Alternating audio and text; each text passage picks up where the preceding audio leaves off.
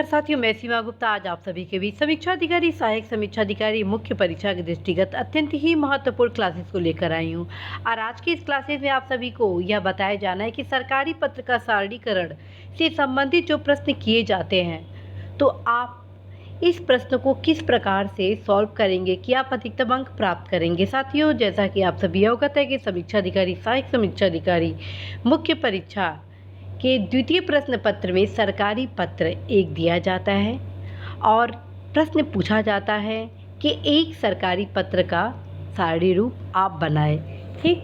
और आपको एक प्रारूप उसमें दिया गया होता है। तो सारणी रूप क्यों बनाया जाता है, क्यों उपयोगी होता है, इसके बारे में सबसे पहले आप सभी को अवगत कराऊं। साथियों, जब किसी भी प्रकरण के संबंध में बैठक आदि आयोजन की जाती है, तत्क्रम में उन समस्त प्रकरण पर अग्रेतर कार्यवाही के लिए जो संक्षिप्त विवरण होता है, उससे संबंधित समस्त सूचनाओं को हम सारणी रूप में समायोजित करते हैं।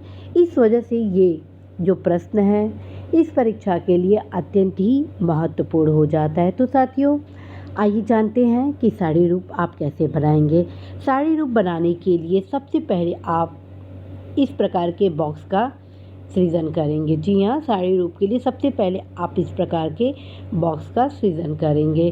पहला आप जो बॉक्स में क्रम संख्या शामिल करेंगे, द्वितीय में पत्र संख्या, तृतीय में दिनांक, चतुर्थ में प्रेषक और पांचवें में आप प्रेषिती और विषय और कार्रवाई, और फिर जस्ट उसके नीचे number 1, number 2, number 3, number 4, number 5 और नंबर 6 से संबंधित बिंदुओं को समायोजित करेंगे। उसके बाद जो भी पत्र आप लिख रहे हैं, चूँकि यहाँ पर एक पत्र का सारणी रूप दिया जाना है, तो आप यहाँ पर 1 लिखते हैं, संबंधित पत्र संख्या लिखते हैं, उसके बाद पत्र का दिनांक क्या है वो लिखते हैं, और फिर जो प्रेषक होते हैं प्रेषक को मेंशन करते हैं, फिर प्रेषित को मेंशन करते हैं, और विषय क्या है और विषय पे क्या कार्रवाई की गई इसके संबंध में आप अवगत कराते हैं, और वो आप यहाँ पर मेंशन करते हैं। यहाँ पर आप स्पष्ट रूप से देख रहे हैं क्रमांक 1 निर्धारित किया गया है और 2 पर है पत्र संख्या का उल्लेख किया गया है, पत्र संख्या / स्टोर भवन 2021-22,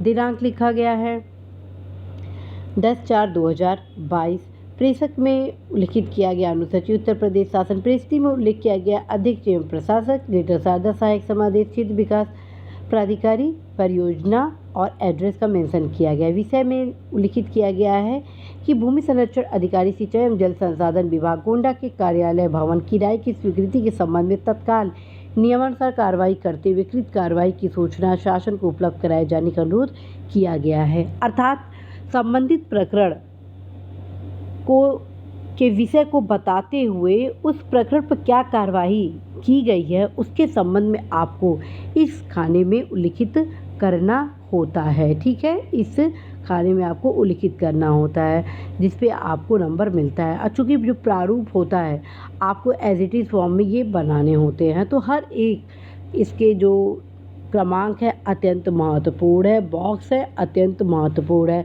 साथियों, यदि इस प्रारूप पर आप सरकारी पत्र का सारणी रूप लिखते हैं तो निश्चित रूप से आप अधिकतम अंक प्राप्त करेंगे ही करेंगे। तो साथियों, यदि आप सभी को सरकारी पत्र सारणी रूप में किसी भी प्रकार की समस्या है तो आप अवश्य ही प्रश्न इस क्लास के कमेंट बॉक्स में कर सकते हैं। साथ ही साथ मेरे द्वारा आप सभी के बीच लाइव क्लासेस रविवार को सुबह लाया जाता है, उसमें भी आप तमाम प्रश्न लेटर राइटिंग से संबंधित पूछ सकते हैं। साथियों, आप सभी को यह भी अवगत कराना है कि प्लेलिस्ट लेटर राइटिंग से संबंधित बनाया जा चुका है। आप अवश्य ही प्लेलिस्ट में जाएं और लेटर राइटिंग से संबंधित जो भी क्लासेस लिए गए हैं अवश्य ही देखें, क्योंकि एक एक इसकी जो लाइन होते हैं पत्र के उस पर बारीकी से ध्यान देना बहुत ज़रूरी होता है।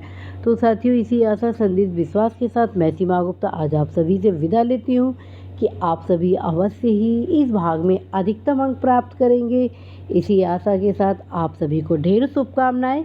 All the best.